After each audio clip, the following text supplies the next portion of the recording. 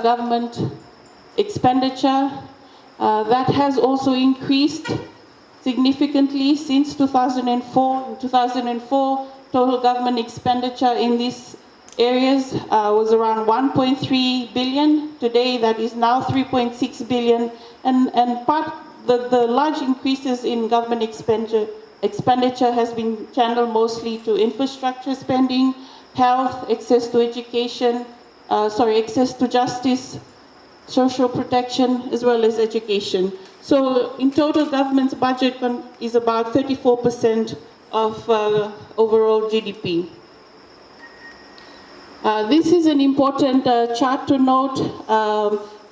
Basically, it presents the mix of government's expenditure or government spending between capital and operating. You'll note that in 2004, a huge chunk of government's budget went only into operating expenses. So about 83% of the total government budget was on operating expenditure, and only 17% was channeled towards investment spending. So spending on infrastructure, development such as roads, jetties and buildings, government buildings.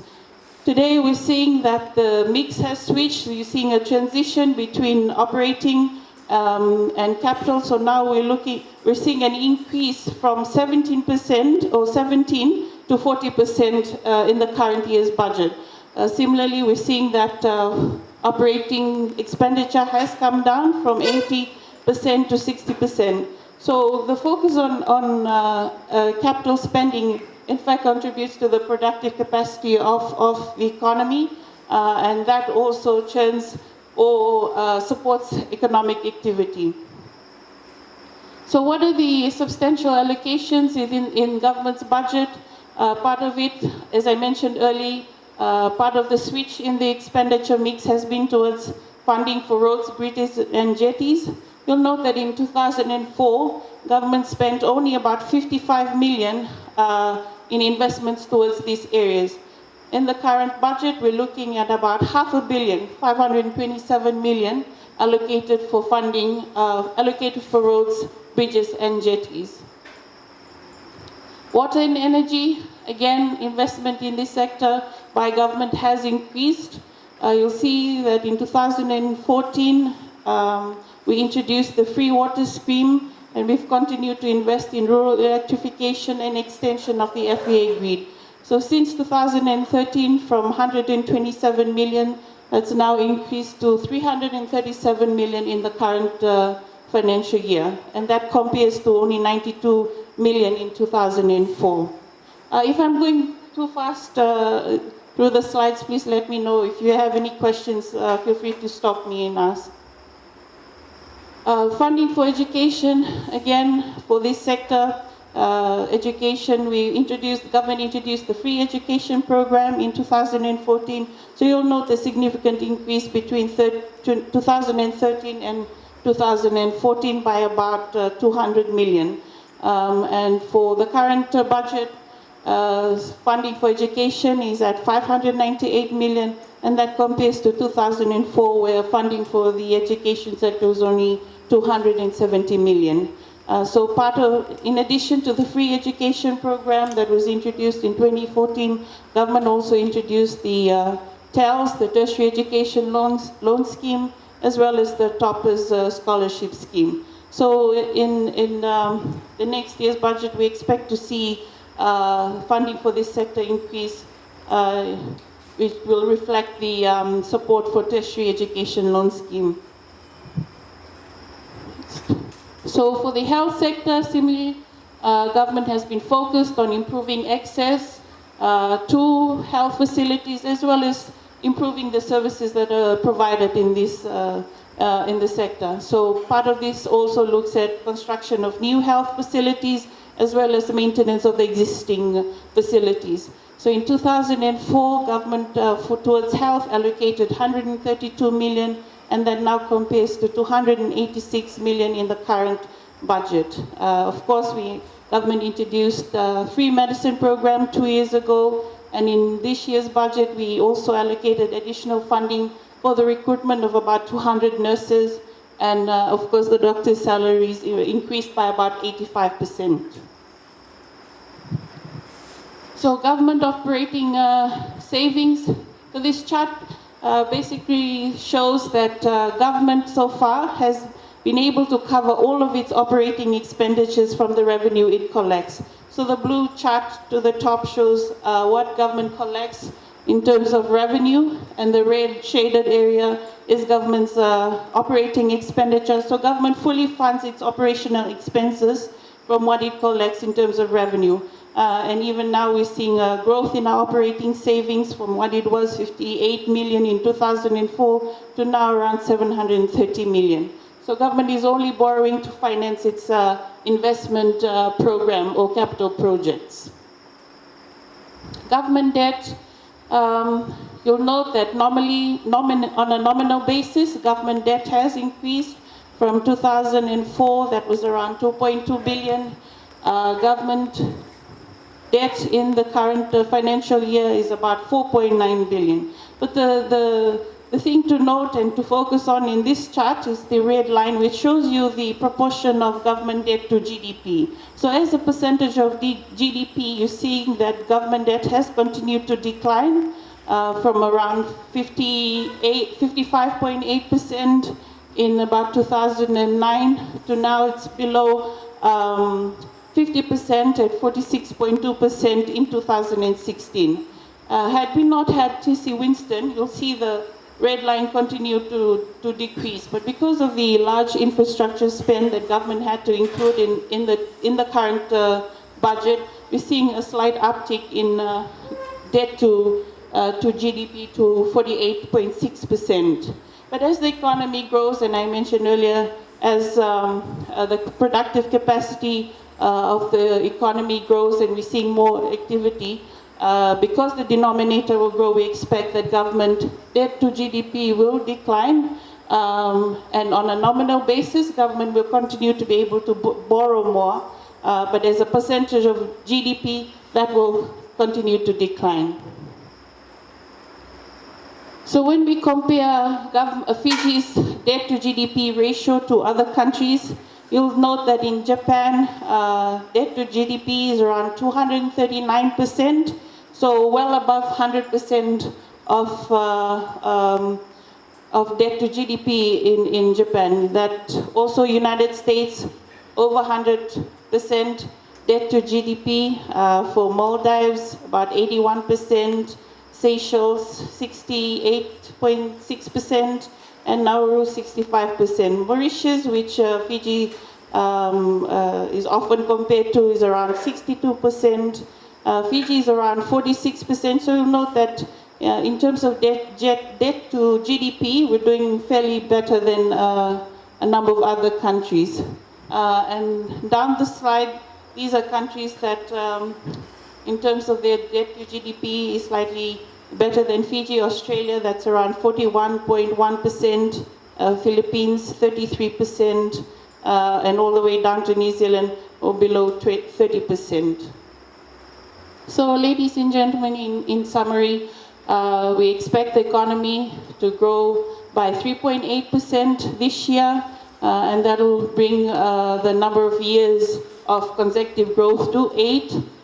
In terms of the medium term, growth prospects remain favorable.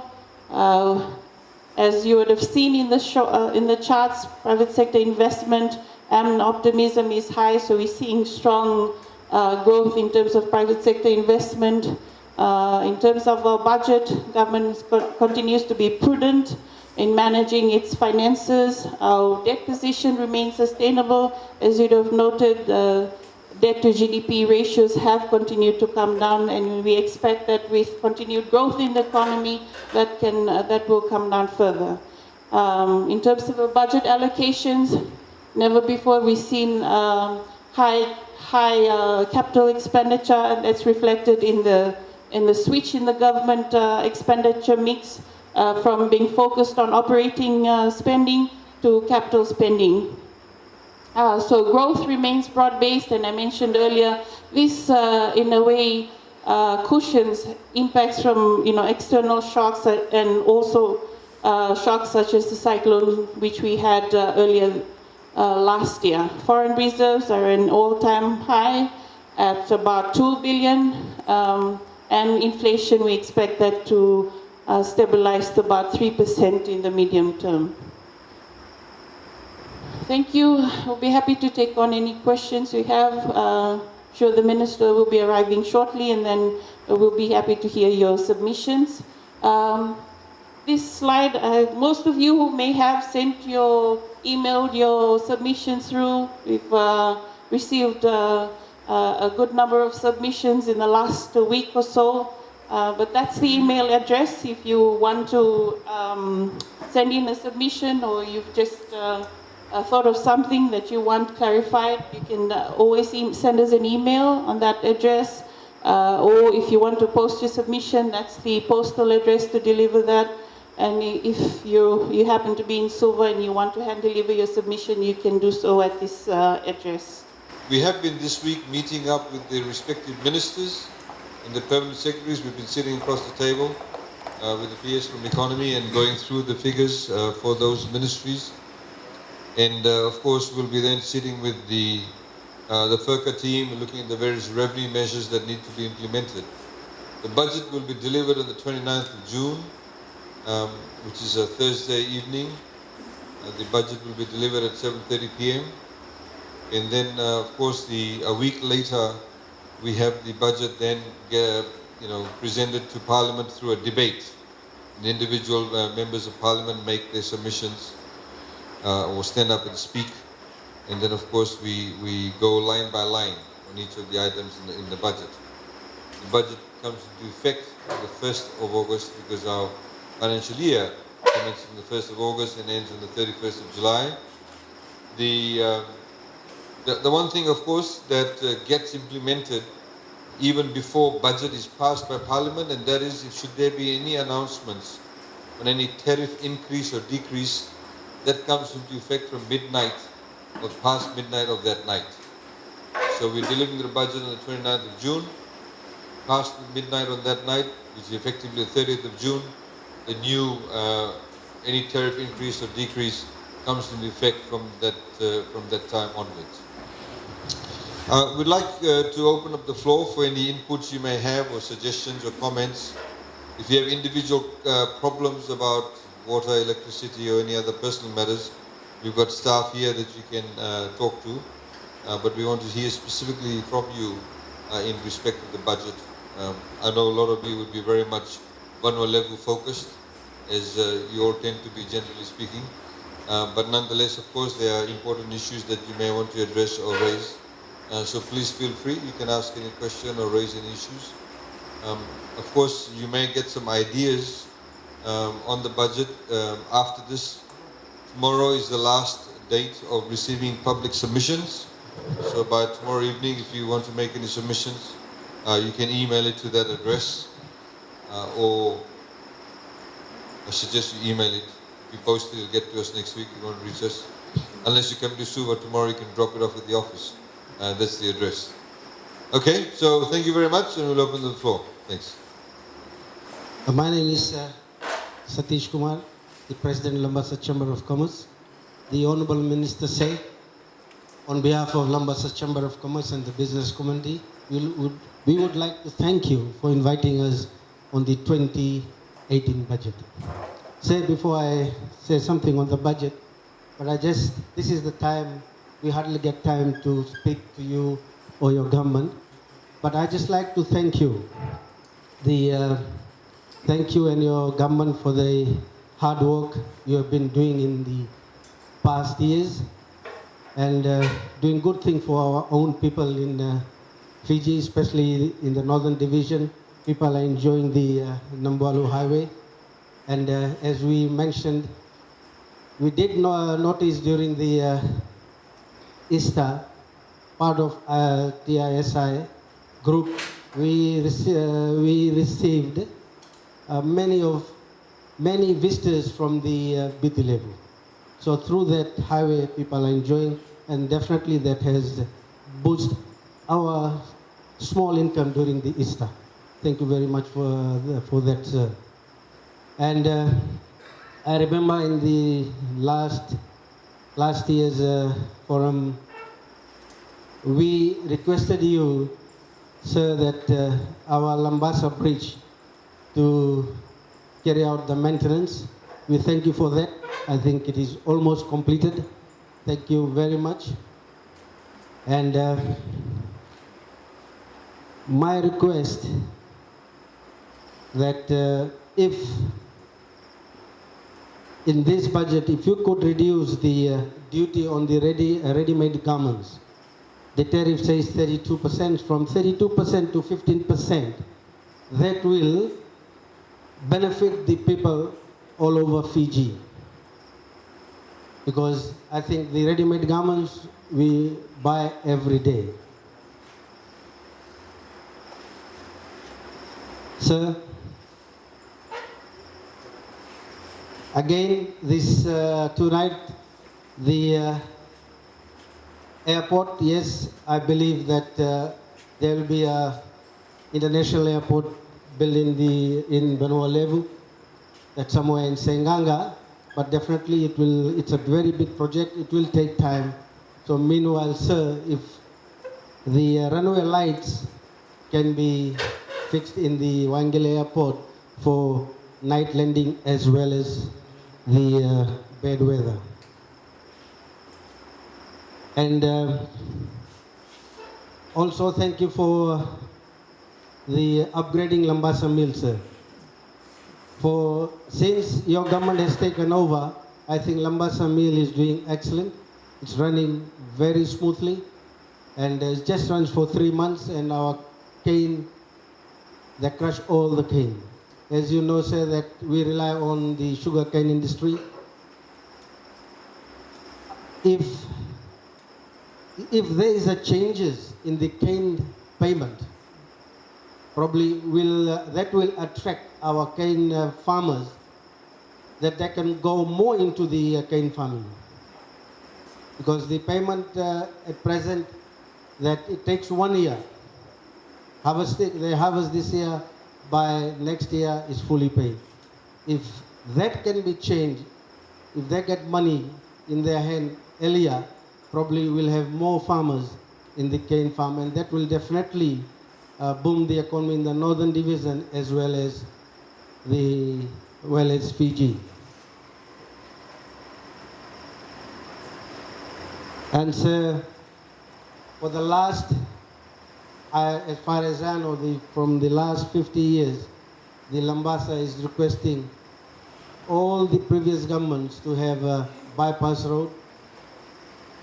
That none of the government have done that, and I totally believe there's only one government, that's your government, Benny Marama's government can do this, that if the bypass road is done in the Northern Division.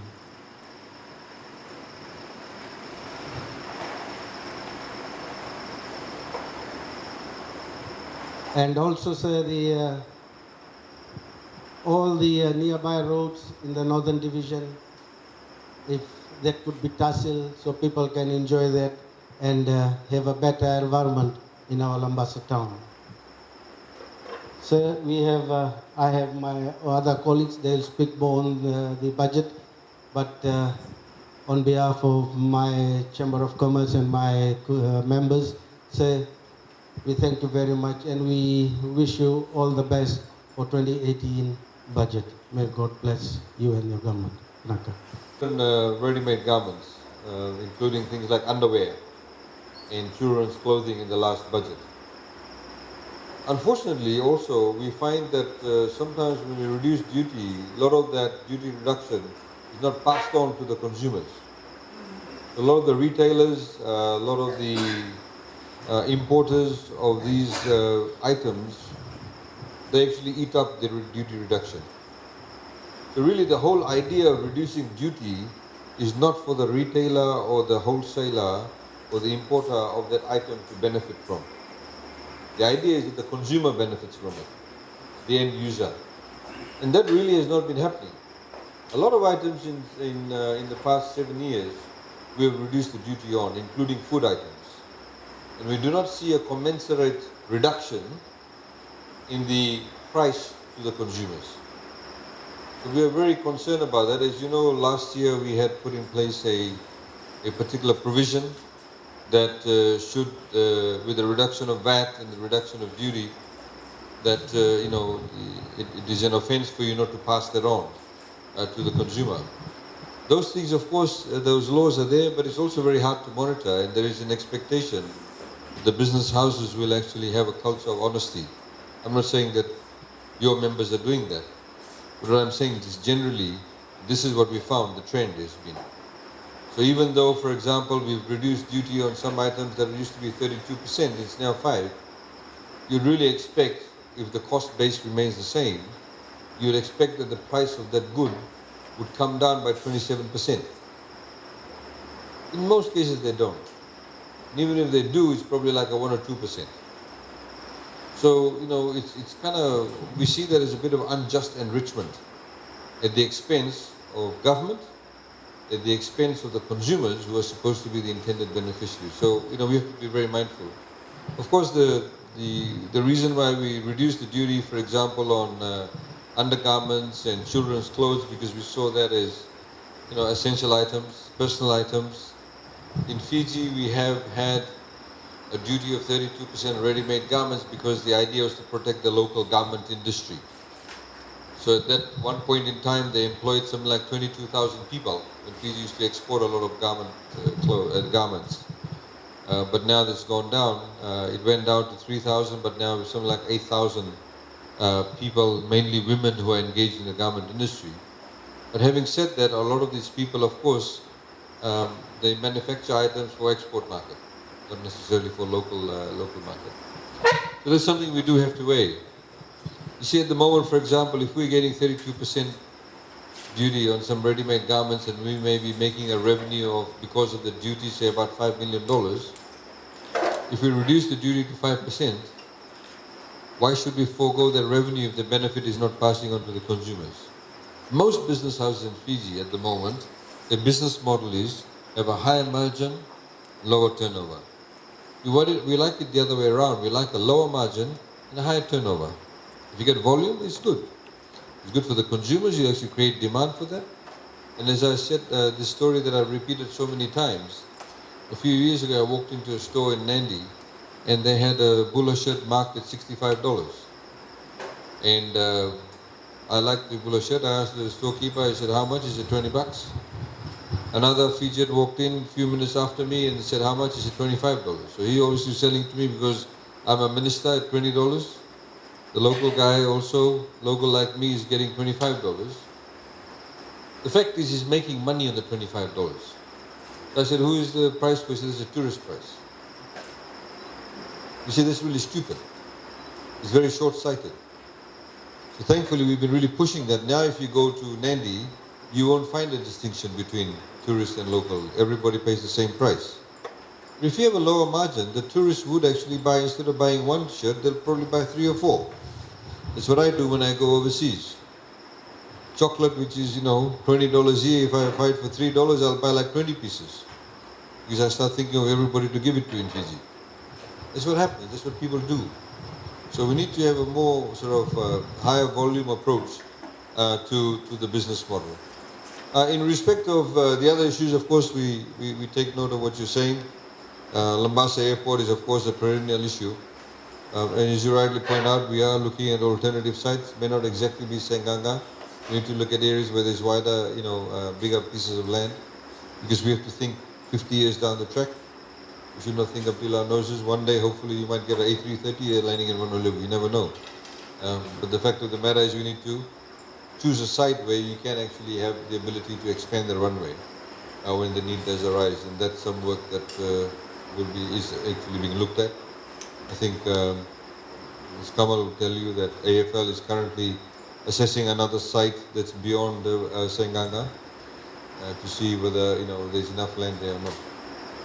The bridge, I know you're going to get a new bridge, right? You're actually going to get a new bridge. And the new bridge will actually probably start in the second half of the financial year, next financial year, which is the 2017-2018 financial year. You need a new bridge. You can't keep on flogging a dead horse. And they have already got the designs and the plans, and you'll get a new bridge to ensure that it lasts much longer. That needs to be done. Currently, of course, as you know, they're doing some work on it.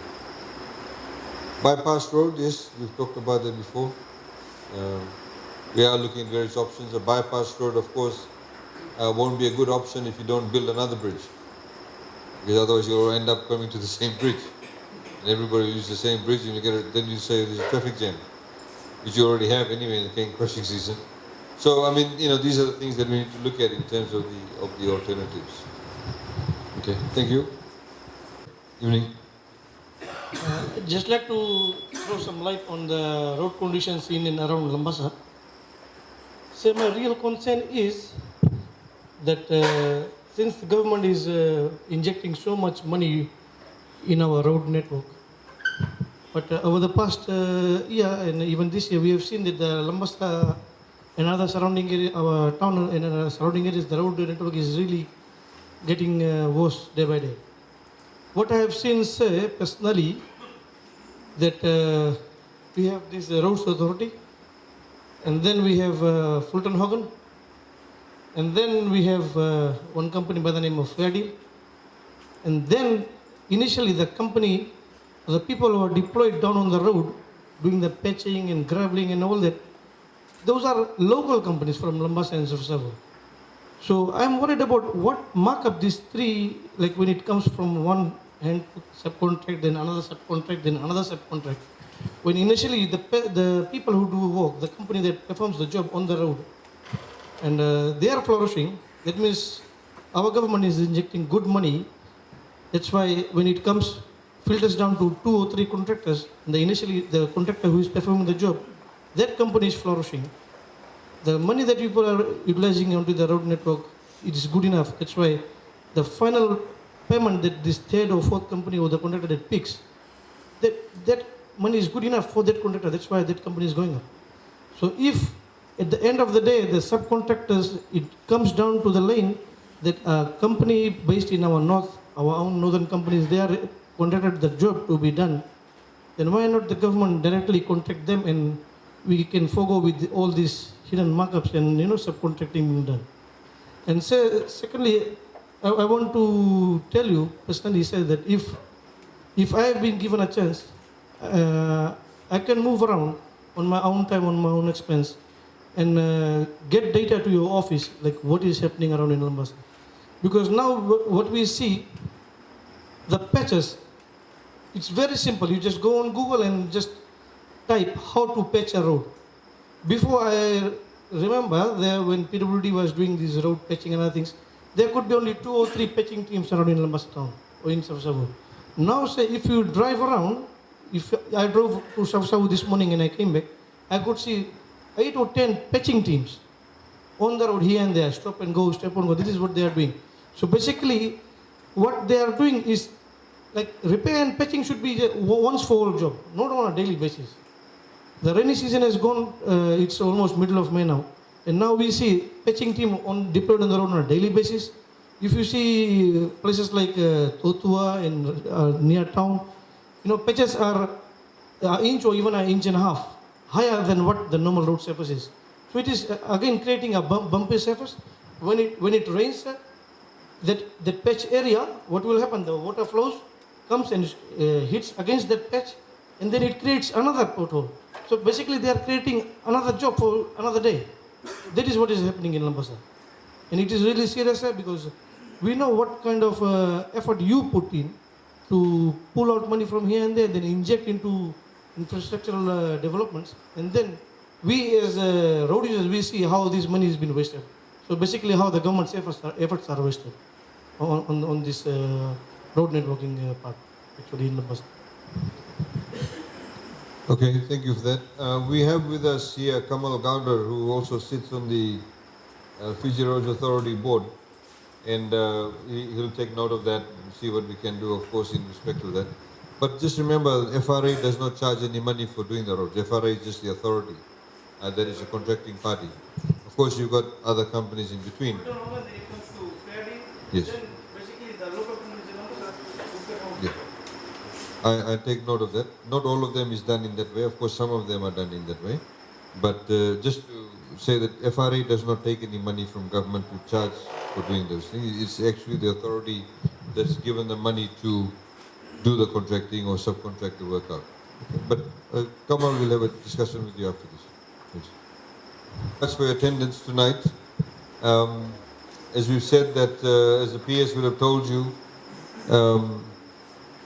one of the things that we are doing at the moment also, that we are developing a national development plan that has a 20-year projection in the long term and a 5-year projection too. And the idea is to focus our economic development, focus our budget on long-term goals as opposed to only short-term goals. Of course, a lot of people are politicizing things because they've got into election mode. We have not gone into election mode. Fiji Times has gone into election mode. We have not gone into election mode. And so our focus essentially is to focus on doing what our government needs to do, and that is continue to deliver services, continue to ensure that we provide policies and develop solutions to problems on a long-term basis. Because as anybody would tell you, that the success of any country is based on the economic success of the country. And the success of any economic outcome is based on ensuring that you have a long-term goal. You have to think about the country in 20, 30, 40 years' time. This is one of the reasons why we made education available to everybody, free education, access to tertiary education, because we're thinking about investing in our people. In the same way as I keep on saying, I use Labasa Airport, you are very famous throughout Fiji, because I use your airport as an example as to how not to build an airport. The reality is that you build an airport in the bend of a river, which restricts your ability to extend the land. If the people who had built the airport, years ago, on the other side of the river you got flat land as far as your eye can see. If they had simply put the airport that way, we could have today had a much longer runway. We bring an ATR 72 to Vanua Levu, it can't even come full load. Today you could have had a 737 landing, but unfortunately because of the lack of foresight of the people who planned it, we cannot do that. We have to go to a new site altogether because that flat land now is already occupied. To be able to acquire that land, you have to remove all those people. You have to pay compensation, millions of dollars. You have to go to a virgin site. So that's some of the issues that we are looking at. And these don't necessarily come about simply by you focusing on the nose. You have to look beyond that. And that's what this budget will be doing, as we've done with all the other budgets. It's a long-term goal in place that we are looking at. And of course, there are certain specific issues facing Vanua Levu, which we want to try and address too, which we will be doing. We believe that the sugarcane industry, in particular in Vanua Levu, has got a very bright future. There's a couple of things that are being done, a couple of things that will be announced, a couple of things that have already been announced. We have a very good board. Vishnu Mohan is extremely quite good. Graham, the new CEO, and the Navin, who's the CEO, who's also from Vanua Levu. They've got a very, very good team. We've got some very good board members now also. Those of you who know Maganlal Jiwa and Sons, Harry Raniga and people like that actually now sit on the board. So we've got a very professional board, and you see a lot of traction in that area because I know sugar contributes a vast amount of revenue to the Vanua Levu economy, in particular in this part of Vanua Levu. So thank you very much for your contributions and for your presence here. And please listen to the budget on the 29th of June. And we wish you a very good year. Thank you very much. Thank you.